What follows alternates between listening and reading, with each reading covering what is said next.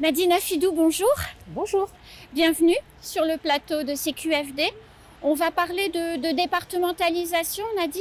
Ça fait 10 ans que Mayotte est un département. Vous êtes un acteur économique investi, engagé sur le département. Vous êtes patronne du bureau d'études Delta et vous avez d'autres responsabilités. Aujourd'hui, votre quotidien, Nadine, est réparti comment entre vos différentes casquettes? Alors effectivement, je dirige la société Delta depuis 2008 maintenant, donc 12 années. Je suis également vice-présidente du Conseil économique, social et environnemental de Mayotte. Et donc j'ai intégré la CCI en tant que secrétaire du bureau lors de cette dernière mandature.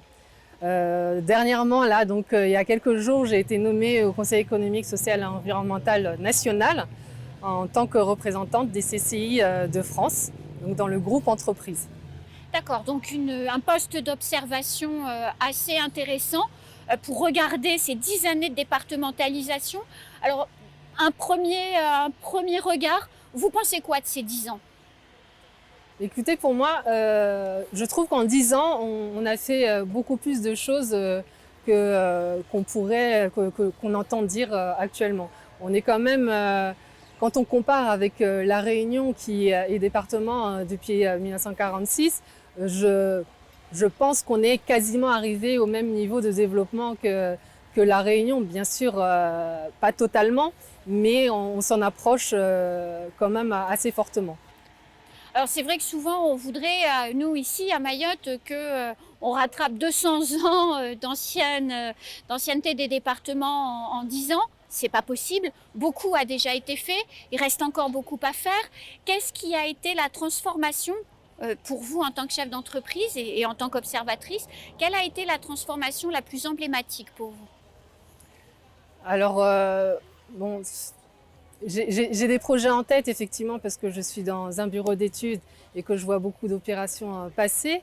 Mais je souhaite fortement que le projet Caribus sorte enfin, parce que je travaille sur ce dossier-là. Et c'est vrai que ce projet Caribus aura un réel impact sur l'image de l'entrée de ville, en tout cas de Mamoudzou, et représente pour moi la plus belle opération d'investissement qui a pu se faire à Mayotte. Pourquoi?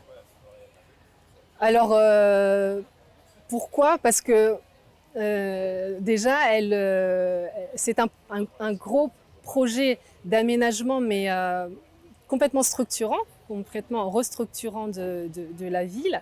Et c'est quand même le premier réseau de transport collectif de cette île. On est encore le seul territoire qui n'a pas de transport collectif digne de son nom ici à Mayotte. Et les aménagements qui seront faits sont vraiment à la hauteur des plus grandes villes de l'Hexagone. Donc en ça, Mayotte rivalise avec la métropole sur ce projet-là. Sur ce projet-là, oui, on aura vraiment des aménagements au même niveau de qualité qu'on peut avoir en métropole. Et c'est ce que l'Académa souhaite vraiment apporter comme modification et comme aménagement sur son territoire. Alors ça fait 14 années que vous êtes revenu à Mayotte après vos études, que vous travaillez dans le domaine du BTP, puisque vous êtes maître d'ouvrage. Le bureau d'études dans lequel vous travaillez produit des opérations d'aménagement. D'ailleurs, on est à côté du marché de Mamoudzou, qui est, je crois, l'une de vos premières réalisations quand vous êtes revenu, c'est ça? Tout à fait. À l'époque, j'étais agent du conseil départemental, mais effectivement, j'ai suivi ce projet emblématique. Donc vous avez conduit plusieurs opérations. Sans le département, toutes ces opérations auraient été possibles ou pas, selon vous? Alors, la faiblesse qu'on peut avoir en termes de management de projet ici et management d'opération, c'est le manque de moyens. Effectivement, le département a des ambitions de construire énormément d'équipements publics, a les moyens financiers pour le faire également, mais nous sommes encore trop en manque de moyens humains pour manager ces projets. Moi, c'est vrai que je me suis mis à mon compte justement face à ce constat. parce que je souhaitais vraiment accompagner les collectivités, aussi bien le département que les communes et même l'État, hein, parce que le rectorat construit énormément de collèges et de lycées. Et j'aimerais pouvoir contribuer à cette comment dire, au perfectionnement de ces agents et au recrutement, à la formation de jeunes Mahorais pour accompagner le territoire dans le management de ces gros projets d'envergure. Comment il faudrait faire pour avoir une espèce de task force, en quelque sorte, de chefs de projet qui pourraient intégrer les bureaux d'études ou même travailler dans les institutions? Comment on pourrait y arriver? C'est-à-dire, moi, je pense qu'il y a une vraie incitation à faire auprès des élèves en termes d'orientation pour leur faire comprendre vraiment quelle trajectoire prend Mayotte et quelle trajectoire prennent les différents métiers qui existent ici. Il faut vraiment mettre en lumière le manque de compétences qu'on a ici dans certains secteurs de métiers. Et je trouve que c'est malheureusement pas suffisamment fait. Et donc, aller vraiment chercher à la source tous les Mahorais qui sont dans des cursus d'ingénierie ou scientifiques, techniques dans le BTP, pour leur indiquer que c'est ces métiers-là, ces corps de métiers-là qu'il faut suivre. C'est dans ces corps de métiers-là qu'il faut se perfectionner. Parce qu'il y a du travail. Mais il y en a énormément. Vous êtes à la tête d'un bureau d'études, vous arrivez à recruter aujourd'hui? On a énormément de mal à recruter, non seulement par manque d'attractivité du territoire, hein, on entend tout et n'importe quoi sur Mayotte, certaines choses sont vraies, mais certaines choses peuvent quand même être un peu plus, comment dire, enjolivées, mais aussi très peu de jeunes Mahorais sont dans ce corps de métier-là. Et c'est vrai que nous, quand on s'installe en tant que chef d'entreprise, on a à cœur de recruter plutôt de jeunes Mahorais pour qu'ils durent, pour qu'ils restent longtemps et qu'ils s'investissent vraiment dans nos sociétés. Ce n'est pas le cas en ce moment, je le regrette, mais je pense qu'il y a des choses à faire avec la délégation de Mayotte à Paris, celle de La Réunion, pour former, pour même nous prendre des stagiaires, vraiment les coacher. Il y a énormément de choses à faire à ce niveau-là. Quand on a préparé cette émission, vous me disiez qu'il y avait beaucoup d'argent sur la table à Mayotte, grâce aussi à cette départementalisation, mais pas assez de projets ou pas assez de porteurs de projets. Il y a un lien à faire avec ce manque de main-d'œuvre? Tout à fait. Mais c'est vraiment ça, parce que cet argent qui nous est alloué, c'est 1,7 milliard du plan de convergence, tous les fonds européens. Il faut ça fait 2 milliards en tout globalement, voilà. C'est beaucoup d'argent. Il faut de la main-d'œuvre pour monter le projet, pour l'enclencher, pour le suivre et pour le gérer dans la durée. C'est ce type de moyens qui nous manque ici à Mayotte. Et pourtant, c'est pas une activité très complexe en soi, mais c'est un métier qui nécessite de la vision transversale et vraiment de l'acharnement pour pouvoir éviter tous les pièges, hein, parce que dans les dossiers publics, il y a toujours à un moment donné des blocages et il faut de la persévérance. Il faut avoir le goût du développement de son territoire pour pouvoir mener à bien tous ces projets de A à Z. Alors, on parle beaucoup de maîtres d'ouvrage publics qui aménagent, le rectorat, le conseil départemental, on a parlé de l'Académa, mais est-ce que les porteurs de projets privés sont suffisamment nombreux ou bien en capacité, ou y croient, pour aller chercher de l'argent de manière à initier leurs propres projets? Est-ce que finalement cette départementalisation, c'est pas finalement les marchés publics qui la poussent? Oui, c'est vrai qu'à l'heure actuelle, c'est plus les marchés publics qui boostent un peu l'économie mahoraise. Et au niveau des investisseurs privés, la chose qui les freine, en tout cas de ce qu'on ressent à travers les retours auprès de la Chambre de commerce, c'est cette insécurité en fait. Un investisseur, quand il vient vraiment investir des grosses sommes sur un territoire, il a besoin de garanties de sécurité. Il a besoin que ses employés et que lui-même se sentent en sécurité là où il s'installera. Et que le matériel, les bâtiments qu'il construira soient sur un territoire sain et sécure, tout simplement. Et ce n'est pas le cas aujourd'hui. Ce n'est pas encore le cas, c'est bien dommage.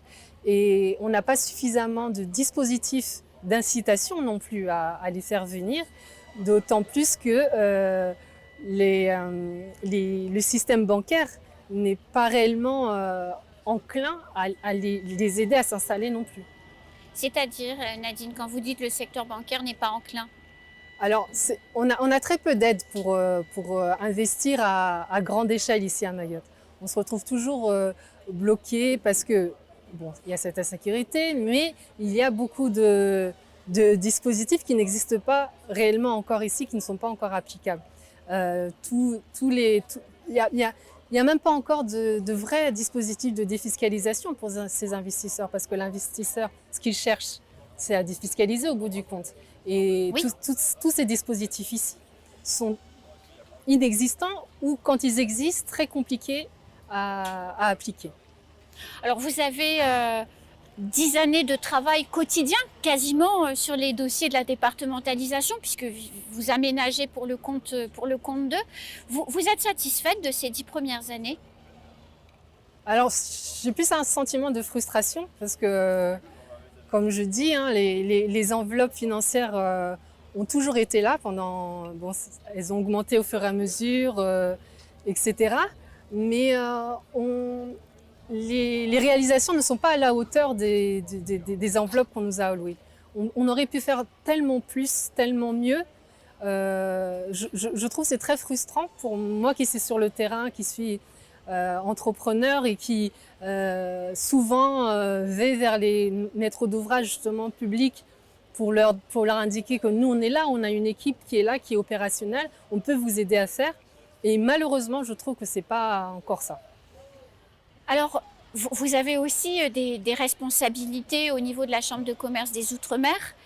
Est-ce que, avec l'expérience que vous avez acquise dans cette institution, est-ce que vous trouvez que le regard que portent les autres sur Mayotte évolue, ou on est toujours le petit poussé des départements d'Outre-mer? Alors, moi je trouve qu'il a beaucoup évolué.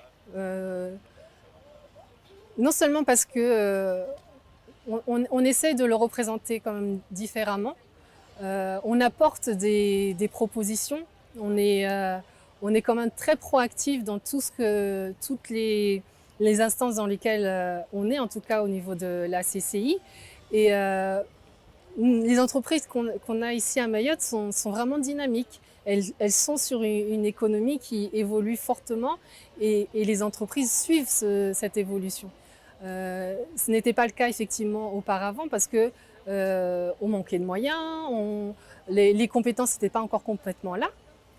Et là, de plus en plus de chefs d'entreprise se forment, se perfectionnent, trouvent des niches exceptionnelles d'expertise, etc. Et à tel point que l'activité est tellement forte ici que les Réunionnais viennent tous chercher du travail ici. Donc, c'est un signe. Complètement. Quasiment tout le monde a le viseur sur Mayotte parce qu'ils savent que c'est ici que les choses se passent. Et ça, c'est très nouveau. Ah, complètement nouveau. Les Mahorais sont quelquefois un peu frustrés de ces 10 premières années. Vous comprenez cette frustration?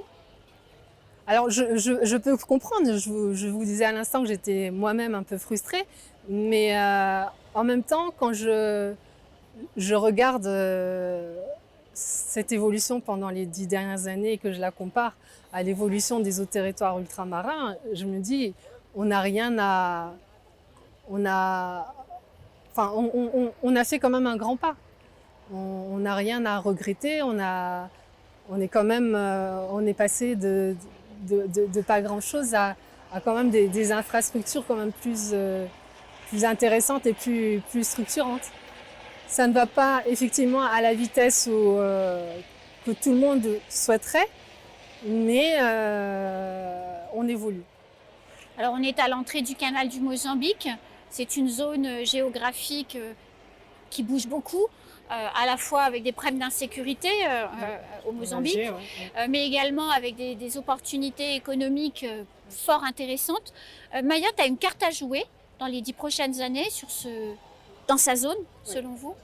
C'est une des choses pour lesquelles effectivement les territoires ont le viseur sur Mayotte, puisque on a la chance d'avoir une culture beaucoup plus proche des pays de l'Est que les autres territoires.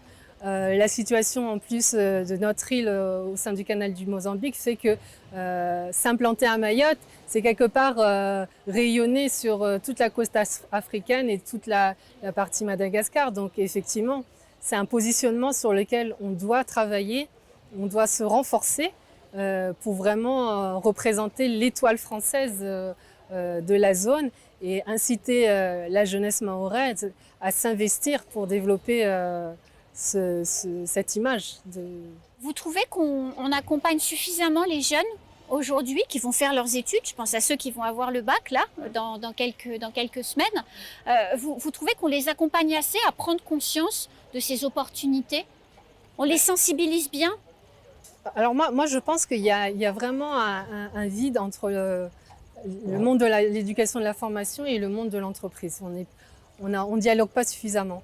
Donc nous, en tant que chef d'entreprise, on voit les choses comme elles évoluent et même comme elles s'élargissent dans la zone et les opportunités qu'on peut avoir dans la zone. Bien sûr. Mais cette vision n'est pas suffisamment répercutée dans l'esprit de ces jeunes en formation, en recherche d'orientation scolaire, etc.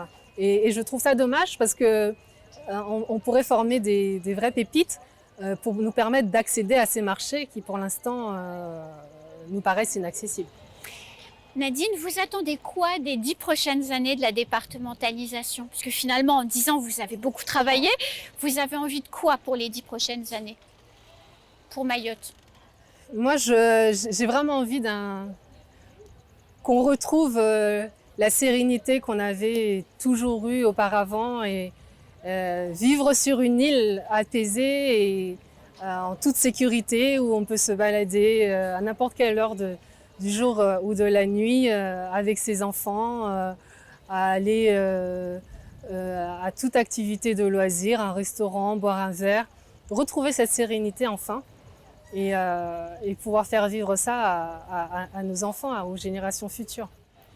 Nadine Afidou, merci d'avoir accordé un peu de votre temps à notre émission. On se retrouve prochainement. Merci, très bien. À bientôt sur le plateau de CQFD. Bonne fin de journée.